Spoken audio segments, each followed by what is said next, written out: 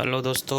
आज हम एक बहुत इम्पोर्टेंट टॉपिक के ऊपर डिस्कशन करेंगे जिसका नाम है कि जब आप फ्लैट लेने जाते हो, जब किसी बिल्डिंग में जाते हो तो आपको क्या क्या बेसिक चीज़ें देखनी होती है और क्या क्या चीज़ों पे आपको स्पेशली ध्यान देना होता है। क्योंकि क्या होता है, कोई फ्लैट लेना जिसका मीनिंग है कि कम से कम 25 से 30 लाख रुपए का इन्वेस्टमेंट। तो इतने बड़े इन्वेस्टमेंट करने से पहले आपको क्या क्या बेसिक चीज़ें देखनी होती है और किन किन टॉपिकों के ऊपर कंसंट्रेट करना होता है ताकि आप किसी भी प्रकार के झमेले में ना फंसे। और एक इम्पोर्टेंट जो लाइफ का टर्म होता है फ्लैट लेना, घर बनाना, तो उसमें आप सक्सेसफुल हो सके, तो वो सब चीज़ें आज हम देखेंगे। तो सबसे पहले तो हमें फ्लैट जब किसी बिल्डिंग में देखने जाते हैं तो हम ये देखते हैं कि वो बिल्डिंग कितनी दूरी पर बनी हुई है उस सिटी से। क्योंकि फ्लैट कल्चर जो होता है बेसिकली अभी छोटी सिटीज़ में इतना फ्लैट कल्चर नहीं है। टायर 2 टायर 3 सिटीज़ में, टायर फर्स्ट जो सिटीज़ है जैसे मुंबई हो गई, दिल्ली हो गई, या फिर कोलकाता हो गया, या फिर बेंगलुरु हो गया, चेन्नई हो गई, इवन जयपुर, या फिर जैसे गुड़गांव जैसे सिटीज़ में फ्लैट कल्चर अच्छा खासा डेवलप हो चुका है। तो एक इम्पॉर्टेंट इशू बन जाता है कि फ़्लैट लेते समय में क्या क्या चीज़ें देखनी होती है। तो आइए देखते हैं, एक एक करके जान लेते हैं क्या क्या चीज़ें होती हैं, क्या क्या टॉपिक होते हैं। और सबसे पहले आप हमारे चैनल को लाइक करिए ताकि आपको इस तरीके के टॉपिक्स मिलते रहें, इस तरीके के जो भी अपडेट हो वो आपको टाइम टू टाइम मिलते रहें और आप अपना नॉलेज बढ़ाएं। और किसी भी प्रकार के झमेले में फंसने से पहले हमारे यदि वीडियो देखते हैं तो आप डेफिनेटली इस तरह के झमेलों में फंसेंगे ही नहीं। तो इसको दोस्तों के साथ लाइक करिए, देखिए और अपने सभी दोस्तों को भी दिखाइए। चलो देख लेते हैं कि एक करके सभी टॉपिकों को। तो सबसे पहले चीज़ तो ये देखा जाता है फ्लैट कितने BHK का है। दैट्स मीन आपकी रिक्वायरमेंट क्या है। आपको 1 BHK फ्लैट चाहिए होता है, 2 BHK फ्लैट चाहिए होता है, 3 BHK फ्लैट चाहिए होता है। तो 1 BHK का बेसिकली फ्लैट का मीनिंग हुआ है कि उसके अंदर एक तो रूम होगा और एक अपन थोड़ा सा मान सकते हैं कि डाइनिंग रूम टाइप में होगा जहाँ पे आप लोग बैठ सकते हो, जहाँ बैठक होगी, और उसमें किचन होगा, एक बात लाइट बात होगा। तो ये सब चीज़ मिलके एक 1 BHK फ्लैट बनाएगा। और 2 BHK के अंदर 2 रूम्स हो जाएंगे और बाकी जो रिमेनिंग थिंग्स है वो सेम ही रहेंगी। और 3 BHK में 3 रूम, रिमेनिंग थिंग्स सेम ही रहेगी। किचन हो जाएगा, बाथरूम लाइट बात हो जाएगा, और एक डाइनिंग रूम टाइप में रहेगा जो आपके हो सकता है आगे की तरफ हो। तो ये बेसिकली फ्लैट्स में चीज़ें देखनी होती है कि कितने BHK का आपको रिक्वायरमेंट है उस फ्लैट के अंदर। फिर नेक्स्ट टॉपिक ये देखिए, फ्लैट का हमने एक डायग्राम भी बताया हुआ है जिसके अंदर किस तरीके से रूम्स बने हुए। ये 3 BHK का बेसिकली एग्जांपल है जिसमें 3 रूम है और एक जो है डाइनिंग रूम है, और लाइट बाथ और किचन इसके अंदर दिए हुए हैं, जो कि जनरली जो सेकंड रूम है और फर्स्ट रूम है उसके अंदर अटैच भी है। तो 3 BHK का एग्जांपल है। तो इसी प्रकार से 2 BHK होंगे और इसी प्रकार से 1 BHK फ्लैट होंगे।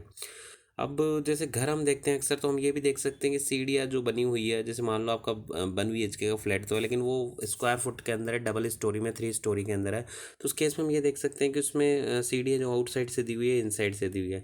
आउटसाइड से देने का ये बेनिफिट मिल जाता है कि यदि आप सपोज करो एक पर्टिकुलर पोर्शन को किराए पे देते हो तो जो किराएदार होगा वो आउटसाइड से ही जा सकता है। वो आपके इनसाइड आपके रूम्स में उसको आने की ज़रूरत नहीं होगी, आपके घर में उसको आने की ज़रूरत है, वो आउटसाइड से चला जाएगा। तो एक थोड़ा सा आपकी जो होता है सिक्योरिटी वाइज बोल लो, या फिर हम कह सकते हैं कि आपकी जो आपकी पर्सनल थिंग्स है उसमें कोई डिस्टर्बेंस नहीं आएगा, पर्सनल लाइफ में किसी प्रकार का डिस्टर्बेंस नहीं आएगा। तो आउटसाइड यदि स्टेयर्स हो तो इनसाइड भी स्टेयर्स रखी जा सकती हैं, लेकिन उसको किराए पे देने में फिर थोड़ी सी दिक्कत वाली बात रहेगी। और नेक्स्ट इसमें देखना होता है कि जैसे मान लो सपोज करो आप जो बना रहे हो, जो आपका फ्लैट है उसमें क्या मार्बल्स लगी हुई, टाइल्स लगी हुई, ग्रेनाइट है नहीं है। ये भी एक इंपॉर्टेंट चीज़ होती है देखने का, क्योंकि क्या होता है कि मार्बल्स के अपने फ़ायदे हैं, टाइल्स के अपने फ़ायदे हैं और ग्रेनाइट के अलग फ़ायदे होते हैं। मार्बल्स का एक बेनिफिट ये रहता है कि चूंकि हम इंडिया जैसी कंट्री में रहते हैं जहाँ उष्ण कटिबंधीय क्षेत्र होता है, जहाँ गर्मी ज़्यादा पड़ती है, सर्दी कम पड़ती है, और गर्मी का जो टाइम पीरियड है वो काफ़ी लंबा चलता है, कम से कम 7 से 8 महीने गर्मी का इफेक्ट रहता है। तो उस टाइम पीरियड में मार्बल क्या होता है, जो जनरली कैल्शियम कार्बोनेट का बना होता है, वो ठंडा होता है, तो वो पूरे रूम को डेफिनेटली काफ़ी ठंडा रखेगा। और जो टाइल्स होती है वो सिलिका की बनी होती है, टाइल्स सिलिका राख जिसको बोलते हैं, तो वो गर्म रखती है मकान को, और उसकी जो मोटाई होती है वो भी काफ़ी कम होती है, तो उसके डैमेज होने के चांस भी ज़्यादा होते हैं टाइल्स की।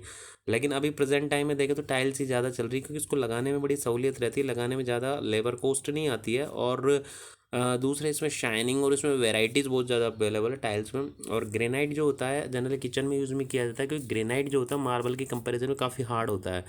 और सेकंड फ़ायदा ग्रेनाइट से मिल जाता है कि जैसे सपोज़ करो आप मार्बल को यदि किचन में लगा लेते हो तो वहाँ पे क्या होगा, जैसे कुछ एसिड होते हैं, जैसे सपोज़ करो वो नींबू हो गया, कुछ भी इस तरीके का उस मार्बल में गिर जाता है, तो कैल्शियम कार्बोनेट जो होता है वो लेमन से एक्ट क्रिया करके ख़राब हो सकता है। तो ऐसे केस में ग्रेनाइट लगाया जाता है। ग्रेनाइट किसी भी प्रकार के केमिकल से कोई क्रिया नहीं करता है, बड़ा सॉलिड स्ट्रॉन्ग होता है। तो ग्रेनाइट का यूज़ जनरली किचन्स में किया जाता है ताकि वहाँ पे हमें उस हिसाब से फ़ायदा मिल सके। तो ये सब चीज़ें भी किसी भी प्रकार का फ्लैट लेने से पहले इंपॉर्टेंटली देखी जाती है कि हमें जो मकान ले रहे हैं, जो हम फ्लैट ले रहे हैं उसमें टाइल्स है, किचन है या फिर ग्रेनाइट लगा हुआ नहीं लगा हुआ। फिर नेक्स्ट टॉपिक आती है कि जैसे मान लो उसमें फॉल सीलिंग वगैरह लगा, आजकल बड़ा एक इंपॉर्टेंट क्रेज होता है फॉल सीलिंग का। एक रूम को बहुत ही शानदार इफेक्ट देती है फॉल सीलिंग। और जो दीवारें बनी होती है उसमें बिरला पुट्टी का यूज किया हुआ है या फिर फॉल सीलिंग नीचे तक आई हुई है। तो ये दोनों बहुत इंपॉर्टेंट चीज़ होती है देखने की कि फॉल सीलिंग किस तरीके की है, क्या है। ये आपके रूम की इफेक्टिव जो बिड्थ होती है उसको तो कम कर देती है, लेकिन उसमें जो इफेक्ट आता है वो बहुत ही शानदार होता है फॉल सीलिंग का। आप देख सकते हैं डायग्राम भी हमने एक रिप्रेजेंटेटिव फॉर्म में लगाया हुआ है, कितना शानदार रूम इससे लग रहा है। फिर नेक्स्ट जो चीज़ होती है फ्लैट्स में देखने की वो होती है वार्षिक मेंटेनेंस चार्जेस कितना है, एएमसी एनुअली मेंटेनेंस चार्जेस कितना होता है। क्योंकि कोई भी सोसाइटी जो होती है जो बिल्डिंग में होती है तो उसका एक कुछ ईयरली चार्जेस होते हैं जो कोई भी बिल्डर अफोर्ड नहीं करता है। वो जो उसके कस्टमर्स होते हैं जो जिनको वो किराए पे देता है, फिर फ्लैट बेचता है, सेल करता है, उनसे ही वो फीस वसूलता है। अब जैसे सपोज़ करो कि वो गार्ड्स भी रखता है, नीचे पार्किंग स्लॉट भी रखता है, और जैसे सपोज़ करो वहाँ पर बहुत बड़ा कोई उन्होंने वाटर थीम्स बनाई हुई है या फिर कुछ अदर वो फैसिलिटी दे रहा है, तो उन सब के चार्जेस वो अपने कस्टमर से ही लेगा। तो ऐसे केस में आप पहले बहुत इंपॉर्टेंट हो जाता है कि आप ये पता कर ले कि एनुअली मेंटेनेंस चार्जेस कितने लग रहा है और किस फॉर्म में आपको उसको पेमेंट करना होगा। तो यह भी एक इम्पॉर्टेंट चीज़ होती है जो किसी फ्लैट में शिफ्ट होने से पहले देखनी होती है। फिर आता है अप्रूवेशन। जैसे सपोज करो आप फ्लैट लेने जा रहे हैं तो वो उस जो सोसाइटी का अप्रूवेशन कौन सी इंस्टीट्यूशन से है, वो वहाँ के डेवलपमेंट अथॉरिटी से है या म्यूनसिपैलिटी कॉरपोरेशन से या फिर किसी अदर इंस्टीट्यूशन हाउसिंग बोर्ड से है। तो ये सब चीज़ें देखना बड़ी इंपॉर्टेंट चीज़ होती है, क्योंकि आजकल फ्लैट कल्चर बड़ा तेज़ी से हो रहा है, तो अप्रूवेशन कई बार हमें मिल ही नहीं पाता और पोजीशन तो मिलना और भी काफ़ी डिफिकल्ट हो जाता है, क्योंकि काफ़ी सारी बिल्डिंग अंडर कंस्ट्रक्शन होती है, तो वहाँ पे पोजीशन मिलना अपने आप में बहुत बड़ा इशू हो जाता है। हालांकि जब से इंडिया में रेरा आया है, एक रेगुलरिटी रूल्स हैं जो इस तरह के जो बिल्डर्स होते हैं उन पे थोड़ा कंट्रोल करता है और उनको नियंत्रण करता है इस तरह की एक्टिविटीज़ में। तो रेरा के आने के बाद में हालांकि काफ़ी ज़्यादा इस सिचुएशन में इम्प्रूवमेंट आया है और अब टाइम बाउंड हो गया है सभी कुछ। ऐसा नहीं है कि बिल्डर्स को पैसे दे दिए और वो आपको पोजीशन देगा ही नहीं, उसको पोजीशन टाइम में देना पड़ेगा, अनलेस उसको काफ़ी ज़्यादा फाइन भी फिर रेरा के थ्रू अपने कस्टमर्स को देना होगा। फिर नेक्स्ट टॉपिक आता है कि कितना परसेंट अमाउंट जो है आपको बिल्डर को देना होगा। क्योंकि काफ़ी सारे बिल्डर्स क्या होता है कि पैसे चेक में न लेकर के कैश में लेना पसंद करते हैं, क्योंकि ये चीज़ डिपेंड करता है वहाँ पे डीएलसी रेट कितना चल रहा है। अब डीएलसी रेट क्या होता है? डीएलसी रेट की बेसिकली फुल फॉर्म होती है डिस्ट्रिक्ट लेवल कमेटी जो होती है, वो हर सर्किल पे जो ज़मीन होती है, बिल्डिंग होती है, उसके ऊपर जो अमाउंट होता है वो डिसाइड करती है। तो वो जो अमाउंट टोटल किसी भी फ्लैट का बनता है वो उसी अकॉर्डिंग बनता है डीएलसी रेट के हिसाब से, और मार्केट रेट अलग होती है। तो जो रजिस्ट्रेशन चार्जेज होता है वो दोनों में से, मार्केट रेट और डीएलसी रेट में से जो ज़्यादा अमाउंट होता है उसके अकॉर्डिंग पे करना होता है। तो इस अमाउंट को बचाने के चक्कर में बिल्डर्स क्या करते हैं, अमाउंट को चेक से न लेकर के कैश में लेना पसंद करते हैं। तो आपको ये भी बहुत इंपॉर्टेंट हो जाता है ये पता करना कि कितना परसेंट बिल्डर है वो चेक से लेगा और कितना परसेंट उसको कैश में देना पड़ेगा, क्योंकि ये बहुत बड़ा इश्यू हो जाता है। आप पैसा जो होता है बैंक से उठाते हैं, बैंक से लोन लेते हैं और फिर देन उसको पेमेंट करते हैं, और वो पैसा बैंक से लेने में दिक्कत करता है, चेक से नहीं लेता और कैश में ही लेने की डिमांड करता है। तो ये भी बहुत बड़ा इश्यू हो जाता है उस समय कि उसको पेमेंट किस तरीके से किया जाए। डीएलसी रेट की चर्चा हम कर चुके हैं कि उस एरिया में डीएलसी रेट क्या है, उसके अकॉर्डिंग ही बिल्डर जो होता है वो फ्लैट की रेट डिसाइड करता है, क्योंकि वो भी ज़मीन जो होता है मार्केट से ख़रीदता है और देन फिर उसके ऊपर वो अमाउंट डिसाइड करता है। तो डीएलसी रेट के लिए पता करना बहुत ज़्यादा डिफिकल्ट नहीं होता है। इसके लिए आप चाहे तो रजिस्ट्रेशन स्टाम्प डिपार्टमेंट की वेबसाइट पर जा सकते हो, वहाँ से अपने एरिया का जो जोन है, जोन में डाल करके और देन फिर आप उस सोसाइटी के अंदर जाके आप डीएलसी रेट पता कर सकते हैं। तो ये बहुत डिफिकल्ट चीज़ नहीं है, आप इजी वे में आज ऑनलाइन घर बैठे ऐसा कर सकते हैं। फिर नेक्स्ट टॉपिक आता है जो बिल्डिंग जहाँ पे आप ले रहे हो मेन सिटी से कितनी डिस्टेंस के ऊपर है, क्योंकि ज़्यादातर फ्लैट कल्चर जो होता है वो जॉब में जो जाते हैं नौकरी पेशा लोगों, तो उनके लिए काफ़ी ठीक माना जाता है। तो इसलिए बहुत इंपॉर्टेंट हो जाता है कि मेन सिटी से कितनी डिस्टेंस के ऊपर आपकी बिल्डिंग, आपकी रेजिडेंसी सिचुएटेड है, ताकि आप इजी वे में अपने ऑफिस पहुंच सकें और वहां से अपने वापस बिल्डिंग में आ सकें। तो यह भी बहुत इंपॉर्टेंट टॉपिक हो जाता है मेन सिटी से कितनी डिस्टेंस पर आपकी बिल्डिंग सिचुएटेड है। डॉक्यूमेंटेशन का सोसाइटी अप्रूव्ड के साथ साथ ये भी देखना होता है कि वो रेरा अप्रूव्ड है नहीं। रेरा एक रजिस्ट्रेशन नंबर देता है, एक आपकी प्रॉपर्टी जो होती है वो रेरा से रजिस्ट्रेशन होना बहुत ज़रूरी होती है। सपोज यदि वो टाइम बाउंड होकर के यदि मान लो आपको फ्लैट नहीं प्रोवाइड करवा पाता तो उस केस में आप रेरा के थ्रू ही शिकायत कर सकते हैं, शिकायत दर्ज करवा सकते हैं, और ऐसे केस में जो बिल्डर होता है उसके ऊपर एक्शन लिया जाएगा रेरा से रजिस्टर्ड होने के बाद में उस बिल्डिंग का, उस प्रोजेक्ट का। तो ये भी आप चेक कर सकते हैं कि जो आपका बिल्डिंग प्रोजेक्ट है अभी हो सकता है कि वो अंडर कंस्ट्रक्शन हो तो, लेकिन वो रेरा से रजिस्टर्ड है नहीं। यह भी एक इम्पॉर्टेंट इशू बन जाता है कि आपको रेरा से उसको रजिस्टर्ड करवाना होगा।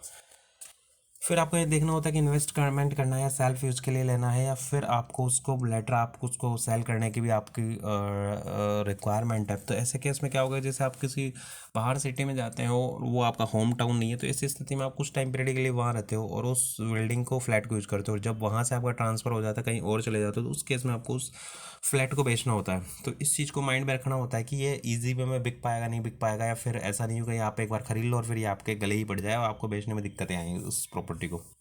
तो ये इशू भी देखना होता है। अब बैंक लोन लेते समय भी काफ़ी इश्यूज बन सकते हैं, जैसे कि मैं ऑलरेडी बता चुका हूँ कि जैसे सपोज करो कि वो जो जिस सोसाइटी में या फिर जिस बिल्डिंग में आप वो प्रोजेक्ट ले रहे हो तो वो रजिस्टर्ड है नहीं है, और वहाँ के हाउसिंग बोर्ड से या फिर वहाँ के डेवलपमेंट अथॉरिटी से यदि रजिस्टर्ड नहीं है तो बैंक लोन देने में दिक्कत कर सकता है। और यदि सपोज करो SBI हुआ या फिर PNB बैंक हुआ तो वो आपको होम लोन तभी प्रोवाइड कराएगा जो वहाँ की मान्यता प्राप्त इंस्टीट्यूशन से ही रजिस्टर्ड यदि आपकी बिल्डिंग होगी तभी वो प्रोवाइड करा पाएगा। तो इस तरह के लोन लेने में काफ़ी प्रॉब्लम्स आ सकती है, तो आपको ये चीज़ें भी देखनी होती है।